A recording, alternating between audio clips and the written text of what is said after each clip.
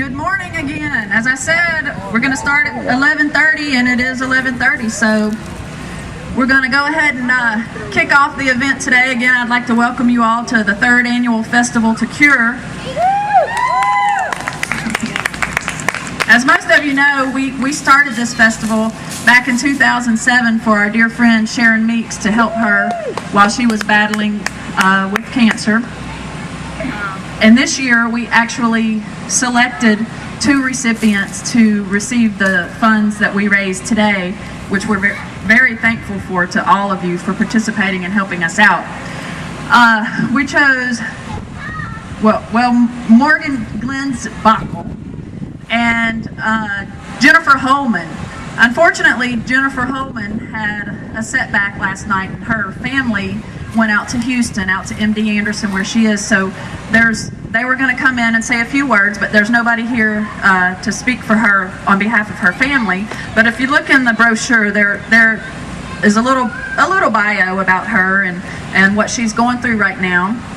But in the meantime, we want to ask Colleen, who was Sharon's sister, to come up and say just a few words about how we got to where we are and about Sharon, just to give you a little bit of history on that.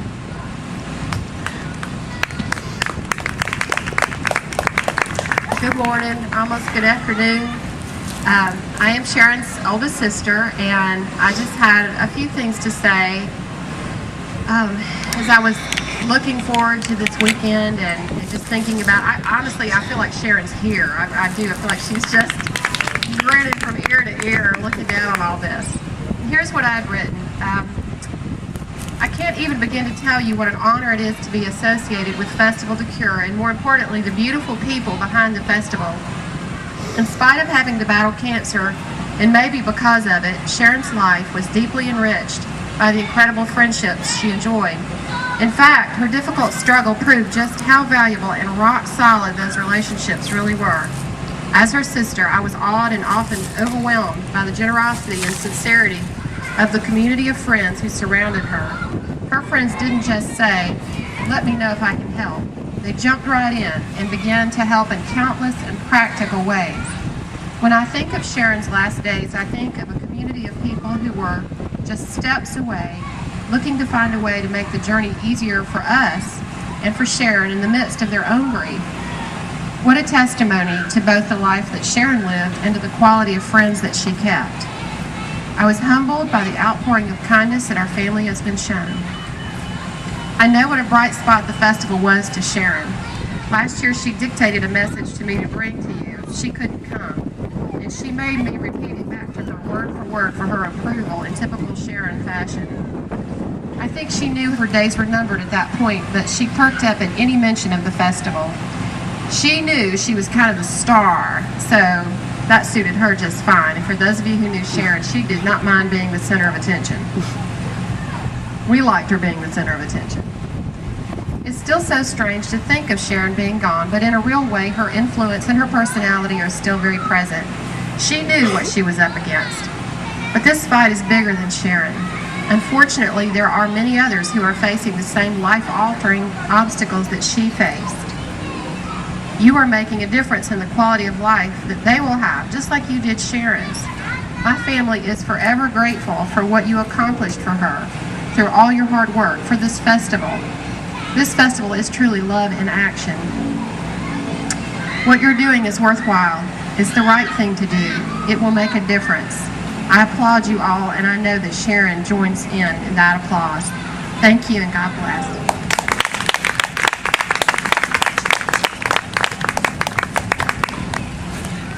Thank you, Colleen. Next we have Michelle, who is Morgan's mother. As you may have read about on the website or in the brochure, Morgan is currently over in Germany undergoing clinical trials near where her father lives. So we've got Michelle here on her behalf, who's going to talk a little bit about Morgan. Well, hello, and I'm just so honored to be here.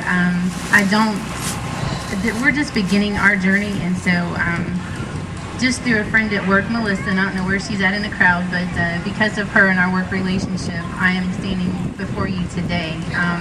Don't understand the reason or the season, but we all know that people come into our lives for that very reason. Could be a season or could be a lifetime.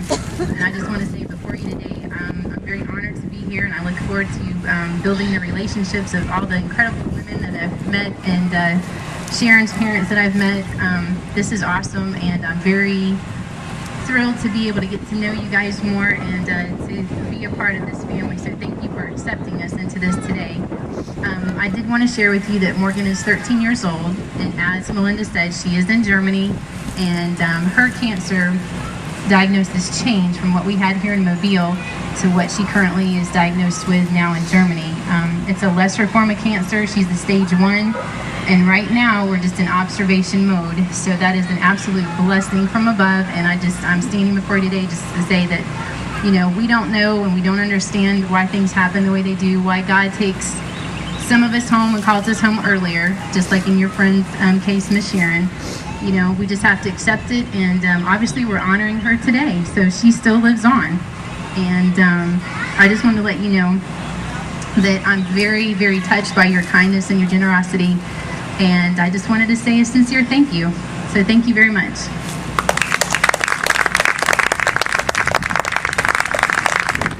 Thank you, Michelle. And Michelle's right. We are here honoring Sharon as this festival was founded for her and now goes on in her memory. But we certainly want to help Morgan and Jen out as much as we can. So I'm going to make a few announcements here and tell you a little bit about the things that we have going on today. First of all, the music's going to start here in just a few minutes. Lisa Christian's going to open that up, and she'll be followed by Betsy's Brothers Band in there after Lisa, but he had to cancel. I think something came up or he was out of, I don't really know why, but he canceled. Then after Betsy's Brothers Band, we've got the Dirty Rice Band. Then following that, Lisa Zangi at 5 o'clock. And then at 6:30, Last Minute Showdown. Following them at 8 o'clock is Muskrat Hannah, and then wrapping up the night at 9:30 until it ends is Christy Lee. So we've got a great lineup today. The music festival is phenomenal. So sit back, enjoy the music, buy some raffle tickets. We do have those for sale. Raffle tickets are $1 a piece. Carrie is standing back there. Raise your hand with the blue tickets. And if you don't find her, believe me, she's going to find you. And we've got a whole tent back there full of things that we're raffling off today, thanks to all the wonderful donations from people out in the community. We've been working really hard to get some great raffle prizes. So, you know, if you're hesitant about buying a ticket, take a walk through that tent, and I bet you'll change your mind. And if you don't, Carrie will change your mind for you. So they're $1 a piece, and believe me, it goes to a good cause. As you know, Festival to Cure is a nonprofit foundation. Well, she wants.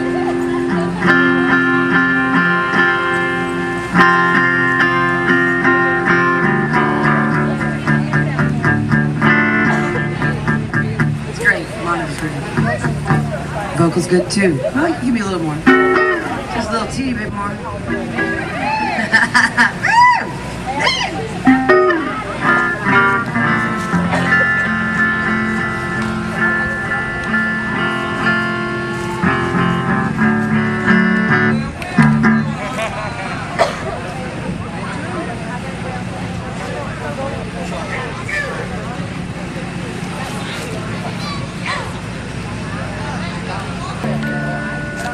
It is a pleasure to be here today, Festival to Cure. I'm glad we started a little later because I get to hang out and socialize with all you lovely people. Food is great. People are nice. What an event to put together. Excellent job. Thank you. It's a pleasure to be here.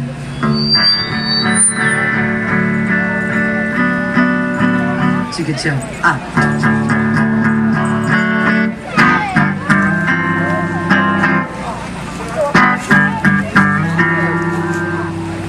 Let's all take a moment and drink. Yes, let's. Before we get started, let's all stand up and introduce ourselves and tell a little bit about ourselves. I'll go first. I'm Lisa Christian, and I'm here to play some music. You guys next. Good job.